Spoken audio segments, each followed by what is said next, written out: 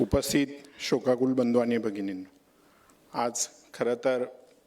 पिंपरी चिंचवडकरांचं दुर्दैव आहे की ज्या नेत्यांनी हे पिंपरी चिंचवड शहर घडवलं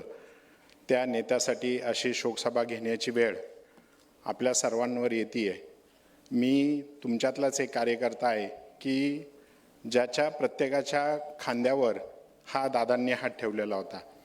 आणि निश्चितच दादा गेल्यानं पिंपरी चिंचवडकरांचीच नव्हे तर पूर्ण महाराष्ट्राची हानी झालेली आहे आणि ती हानी कधीही भरून न निघणारी आहे। पण निश्चितच आपण सगळ्यांनी एक दादांना श्रद्धांजली म्हणून आपण सगळ्यांनी ज्या ज्या व्यथा मांडल्यात,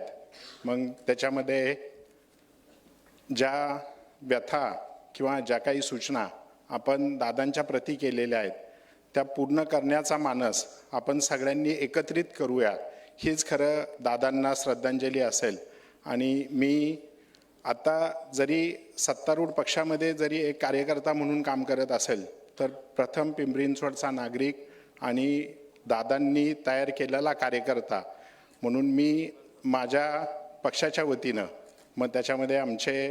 नेते महेशदादा असतील किंवा देवाभाऊ असतील, आमच्या सगळ्यांच्या वतीनं दादांच्या प्रती जे काही इथे उभं करायचं आहे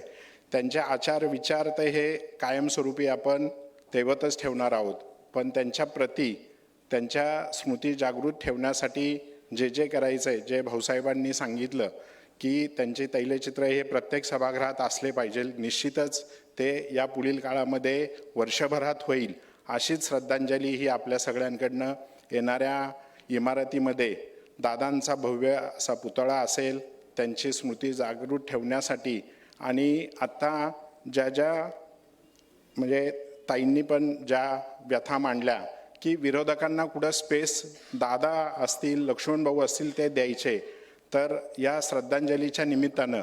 मी पक्षाच्या वतीनं आमचे महेशदादा असतील, मी असेल, आमचे दोन्ही आमदार असतील आणि सभागृहातील सगळ्या नेत्यांच्या वतीनं याच्या पुढील काळामध्ये दादांना स्मृती आणि दादांच्या चरणी या श्रद्धांजलीच्या माध्यमातूनच कुठेही कसल्याही प्रकारे सत्तारूढ पक्ष म्हणून कुठेही अतिरेकपणा होणार नाही आणि हीच खरी श्रद्धांजली ही आमच्या वतीने राहील असं मी या ठिकाणी सांगतो। धन्यवाद।